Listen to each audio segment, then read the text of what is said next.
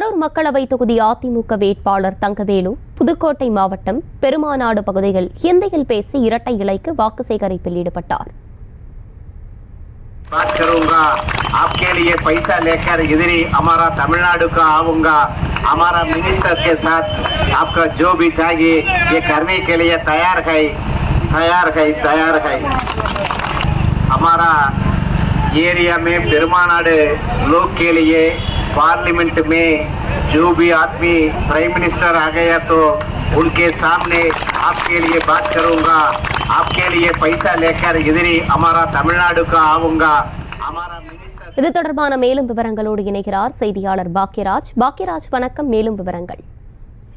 நாடாளுமன்ற தேர்தல் வாக்குப்பதிவிற்கு இன்னும் 13 நாட்கள் மட்டுமே உள்ள நிலையில் தேர்தல் களத்தில் விதவிதமான நூதன முறையில் வேட்பாளர்கள் தீவிர வாக்கு சேகரிப்பில் ஈடுபட்டு வருகின்றனர்.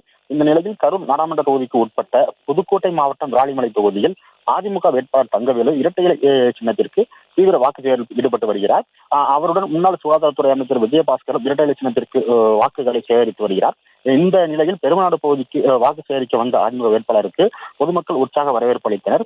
அப்போது பொதுமக்கள் மத்தியில் இந்தியில் பேசி தனக்கு வாக்களிக்க வேண்டும் என கேட்டுக்கொண்டார். தனக்கு வாக்களித்தால் நாடாளுமன்றத்தில் மக்களுக்கு தேவையான நிதிகளை பெற்று அனைத்து நலத்திட்டங்களையும் செய்து கொடுப்பேன் எனவும் பொதுமக்களிடம் வாக்குறுதி அளித்தார். அதிமுக வேட்பாளர் ஹிந்தியில் பேசி வாக்கு சேகரித்தது வாக்காளர்களை பெரிதும் கவர்ந்தது என்றே சொல்லலாம்.